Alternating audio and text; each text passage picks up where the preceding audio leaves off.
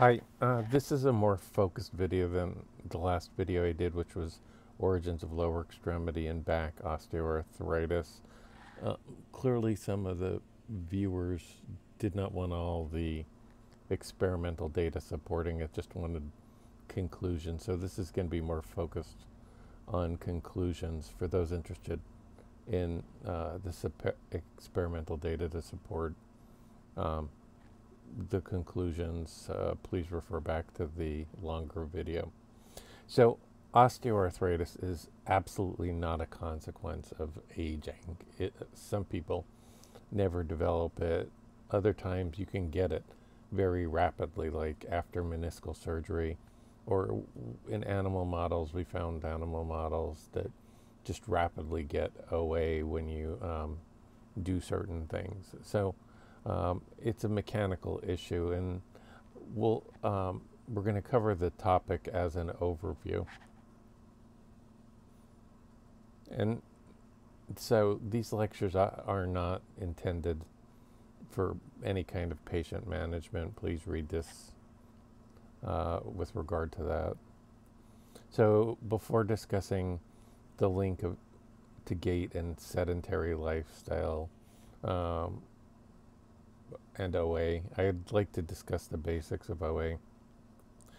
We are looking at histology of relatively normal cartilage on the top and OA cartilage on the bottom. And if you're not familiar with histology, don't worry about it, just focus in on the color. For this talk, we will define OA as the breakdown of cartilage, which when severe can lead down to joint dysfunction and cartilage-lined joint surfaces. In the upper slide, the green arrow points to a blue area, which is healthy cartilage. In the lower slide, the blue cartilage is gone and the surface is torn. This is severe OA. OA is increasing in modern times, even adjusted for both BMI or obesity and age. The prevalence of OA has doubled in the second half of the 20th century. In this paper in PNAS, the authors pointed as an etiology sedentary lifestyle, which we agree upon. But how does sedentary lifestyle lead to OA, particularly when you think about the knee? If somebody's sitting around, why would they get worse osteoarthritis in the knee? And that's one of the things that I'd like to explain, the mechanics behind that. So again, OA is absolutely not a consequence of aging. Central spelt wrong here, sorry about that. But we're not interested in gaits that have large shifts in the center of mass. The center of mass is, where your whole body is moving, like an ataxic gait, where you swing your body largely to left and right. We're looking, and these are the ones that are generally covered in medical school, and antalgic gait or painful gait. And these gaits are less common than the more subtle problems, where we're interested in the center of pressure on cartilage in the joints during gait. So from available evidence, we've come to this conclusion. OA is dependent on the 4+ T's. Too much energy to the wrong place, which is the center of pressure, for too long of a period, and over too small of an area. And I'm going to go over that pressure is inversely proportional to the radius squared. And then because it's chronic, too little repair. Chondrocytes do have some ability to repair. It's not one of the most strongest tissues in the body in terms of its repairability. But when you look at stress studies on cartilage, 100 pounds per square centimeter, which isn't a lot of pressure, is sufficient to initiate damage in cartilage. And again, these are in vitro studies, so it's hard to what to make of it. So repair does play a role, and the recent interest in with pharmaceutical companies in chondroprotective agents is warranted, though mechanics still is the thing we want to change the most. And we want to remove the mechanical stress as best as we possibly can, but in all likelihood, pharmaceuticals will play a role in this also. But, I used the analogy of a baseball bat in the last video. If somebody swings a baseball bat at my arm, genetics can determine if my arm is going to fracture or not, or, my BMI, or my age, or a variety of other things. But the goal is get out of the way of the baseball bat. And that's basically the case with osteoarthritis. Do the best to get out of the way of the baseball bat, which may not be possible in all patients. My name is Mark Brezinski. My background, for anybody interested, I'm not going to go over it. It's covered in other slides.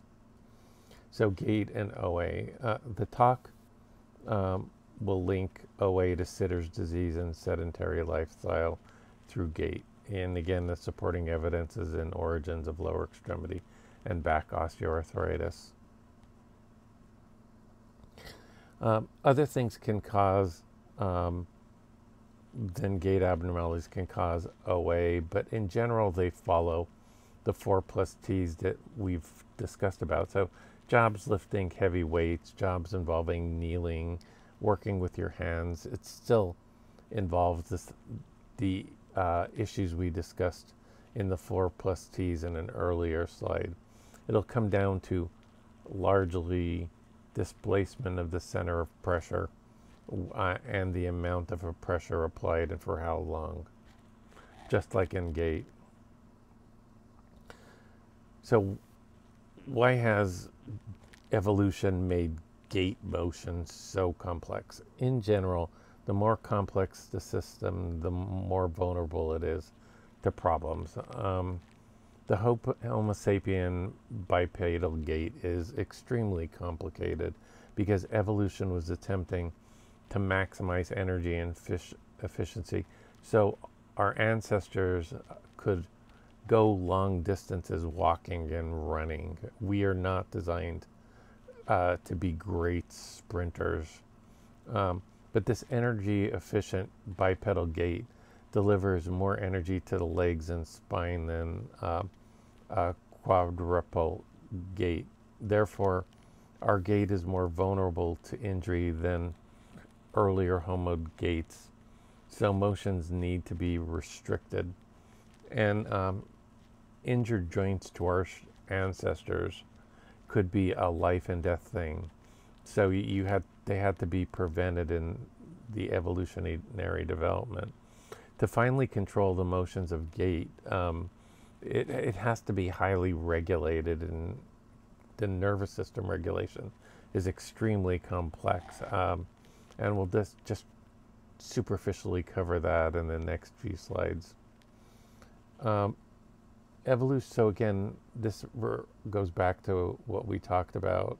And so efficiency, and in particular, this is going to be repeated, but evolution, when your heel hits and you go into mid stance, energy is absorbed from the ground, and you want to absorb that in muscle, and we're going to discuss how that's done, because if you don't effectively absorb that in muscle, which involves a complex gait structure, then that energy goes in other places like cartilage and bone.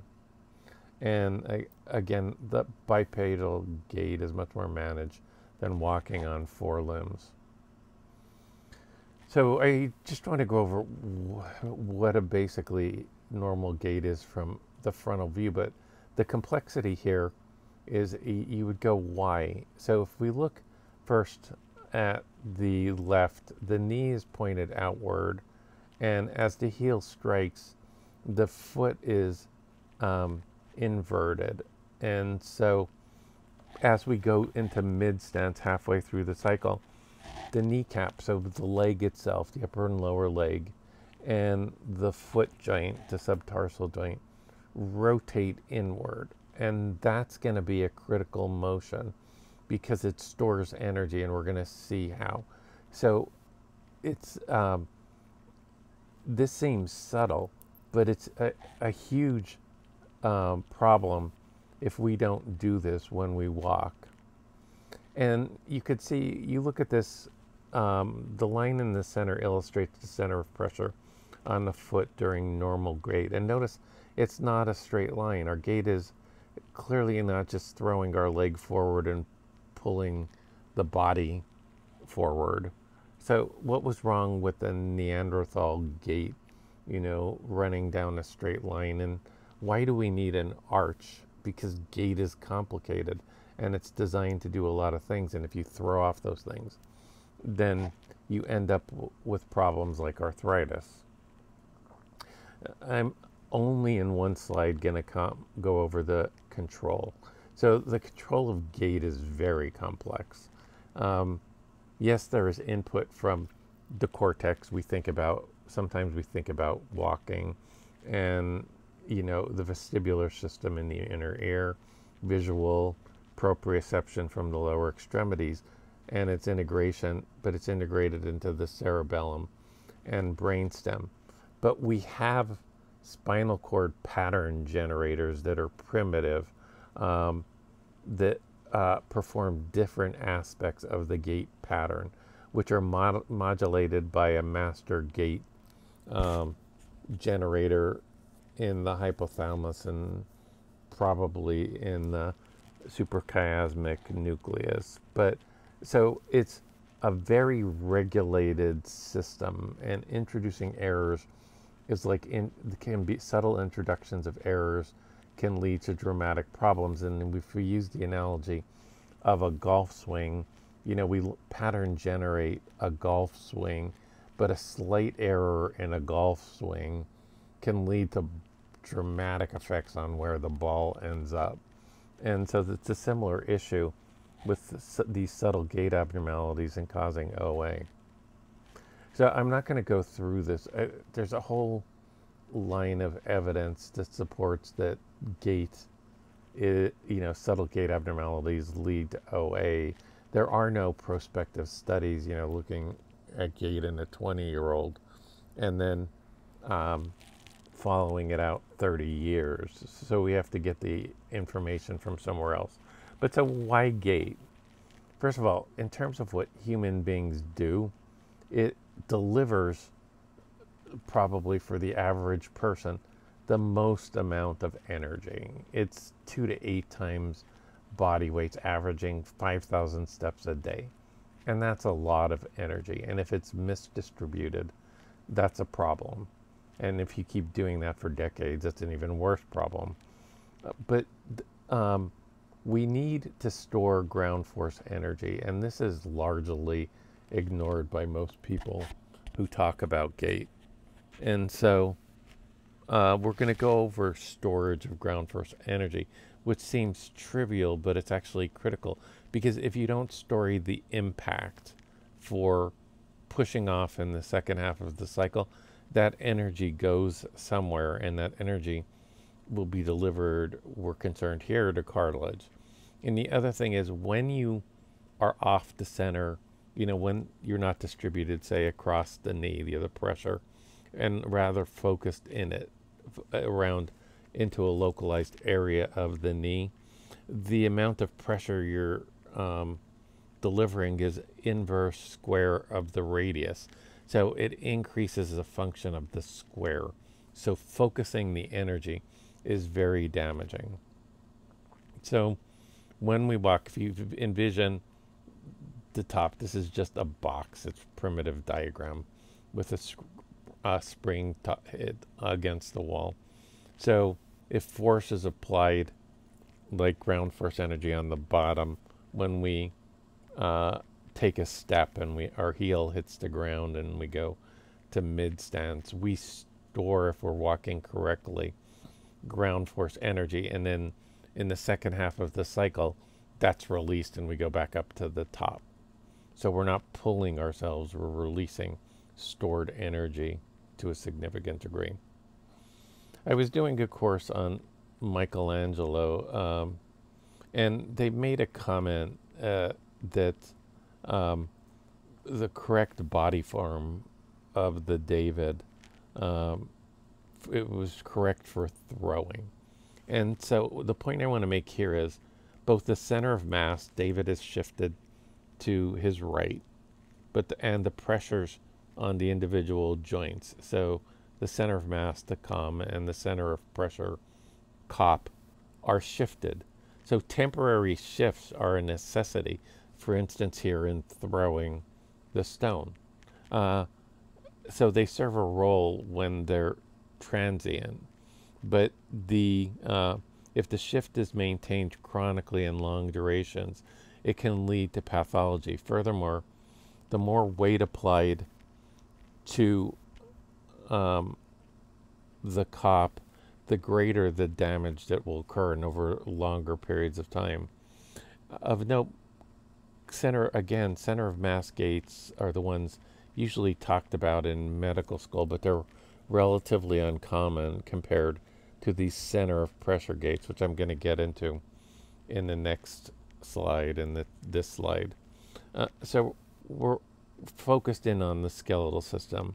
Here the cop is shifted on the joints. If you look at the knee, the center of pressure is focused to one side, and at the spine and at the hip, we have shifts in the center of pressure within the joint. Imagine someone walking with this foot eversion 5,000 steps a day for decades. So the center of mass is pretty much not shifted, and the change is subtle, but the pressure is localized on cartilage in a small area in the wrong spot.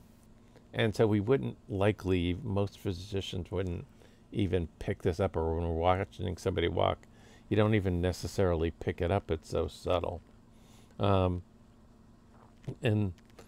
this is one of the critical mechanisms of how subtle gait abnormalities lead to OA. And this approach of looking at how the joints are interconnected and not viewing joints as in isolation. We're in functional movement. We do not view joints as independent, particularly something like the knee joint, depending on the hip and ankle.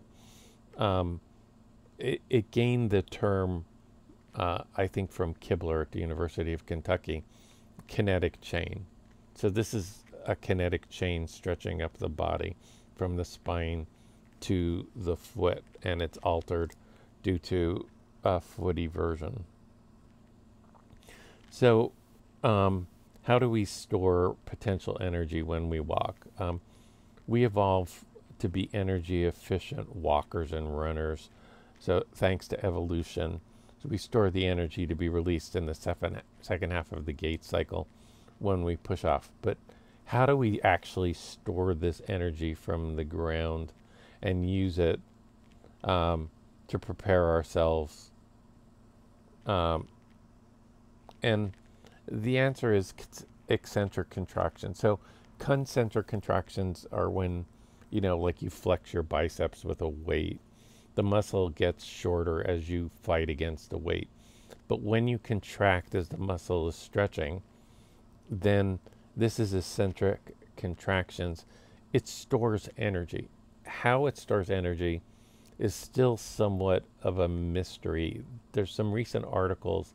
You can see these articles are relatively recent, and we're still trying to figure out why it stores energy, but eccentric contractions are critical in storing energies. And I want to note that some other structures do play some degree of a role, like the plantar fascia and the Achilles tendon in storing energy. And this needs to be taken into account, because if you don't store that energy, then it's destructive. And this is just another paper on the topic. So during a normal gait cycle, where are some of the places we store joints? I'm not going to go into the individual muscles, but as the heel strikes, you realize if your muscles in your thigh and your hip don't contract, your leg is just going to flex and you're going to drop to the ground. And that's from gravity. Your knee is bent, and if you don't flex, you don't contract, your knee and hip are just going to collapse and you're going to end up on the ground. But those muscles are contracting but getting longer. So those are eccentric contractions. But the one that's frequently missed but is critical is internal rotation, which occurs, and I'm going to deal with it in the next slide because you have to look at it. And the third, because it's important to look at it. And the third is the subtalar joint undergoes eversion. So the body's muscles are eccentric contracting against these motions. And these motions are passive in the sense that they're being caused by gravity and the shape of the skeletal system. And that stored energy, again, is going to be used for propulsion unless we have an abnormal gait. And I think the internal rotation part is brilliant from evolution's standpoint. As the heel strikes, because of the shape of the skeletal system and gravity, the leg rotates inward. Contracting muscles resist it and it stretches, but that the weight, our body weight, is inside the leg. And as the heel strikes, if it strikes correctly, the upper and lower leg at the hip and the knee twist inward along with the subtalar joint, the tendency to go to eversion. And our muscles are fighting that, but in fighting that with eccentric contractions, we're storing energy. And this is really a brilliant thing evolution did to make us efficient runners and go hunting much longer distances than we could before when we were for our ancestors. But if the energy isn't stored, then it ends up in the wrong spot. And we're going to see something similar with knee flexion. So subtle gait changes. So first, we saw this. This was the normal gait. You know, you look at the knee, it's internal rotating, and the foot. If you look at B, at heel strike, the foot is has inversion. And I'm not going to distinguish between inversion and pronation and supination right now. I don't think we need that for this talk. But if we look now as we get to mid stance where the foot is flat, now the kneecap has turned inward, telling us the leg is internally rotated, and the weight is more on that arch, which also is serving a function. But I'm not going to go into the function of the arch here. There's enough slides already. Now you look at this gait, and if you just look at it quickly, it looks like the same gait as in the last slide. But let's look at the kneecap well, let's look at the red arrow first. In both cases, the hip doesn't hike.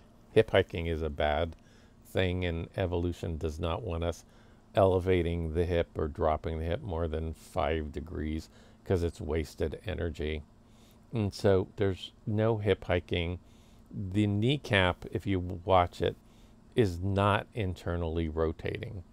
So the kneecap points outward all the way through to being flat-footed, from heel strike to flat-footed. And if we also look at the foot, and particularly in the third slide, see the blue arrow, you can see that we're not on the arch, we're on the outside of the foot. This is not storing energy in eccentric contractions. This gait is harmful. So this is the frontal view, and I want to get into how a sedentary lifestyle, how a sitter's disease or a sedentary lifestyle can lead to OA. And it's because it affects gait. That's where the greatest evidence lies. So if we look at the two images showing sitting with the spine bent either too much or too little kyphosis or excessive lordosis. It seems, now here, it seems unlikely that the low forces from the upper body could cause significant spinal arthritis simply by being in the sitting position. This is the weight-bearing system, let alone causing OA in the knee. How would this cause OA in the knee just sitting around? And, sedentary lifestyle is being linked to osteoarthritis in the knee. Why is it occurring? Well, the muscles are getting shorter, depending on which of the two positions we're in. So either the flexors in the hip or the flexors or extensors in the hips or knee are either getting, one or the other is getting shorter. And that affects the way we walk, and that becomes critical. So this is from the side view, and on the left is a normal gait to the best I could draw it, where the forward foot is striking on the heel as the rear foot is up on the toes, and that getting up on the toes part is critical. And the knees and the hip are showing flexion. I probably could have drawn in a little more flexion in there, but we talked about that flexion causes storage of energy through eccentric contractions. Now on the right, we have tight muscles, so the patient cannot fully extend. So the heel contacts well before the patient can get up on, the back foot can get up on their toes. So that you don't get a lot of flexion in the hip or knee, and you just get impact. So the energy isn't stored, it goes to bad places. And this is what happens when you lead a sedentary lifestyle. That ability for a full gait and flexible gait goes away. And so the ground force energy is not absorbed for locomotion. It's dissipated into the body, leading to damage. So, in our conclusions, we go back to the point. Gait is where, at least in the weight-bearing system, the spine, the knees, the foot, the hip, where the most energy is delivered for the longest period of time. In the average person, 5,000 steps a day, very high level of pressure. And because of evolution, we're designed to store energy. And when we don't store energy, it does bad things. Store energy so we can use it in the second half of the gait cycle to propel ourselves, or for propulsion.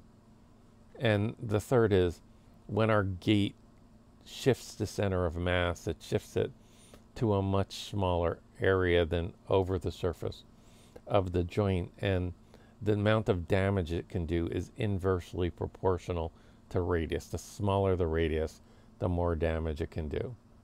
And again, there's a lot of lines of evidence that to support this, which is discussed in the earlier talk. I'm not going to go over with it here. And again, this is not intended to treat any individual patient. Please read this. And I end again with a picture of Marblehead, where the weather is beautiful right now. So thank you very much.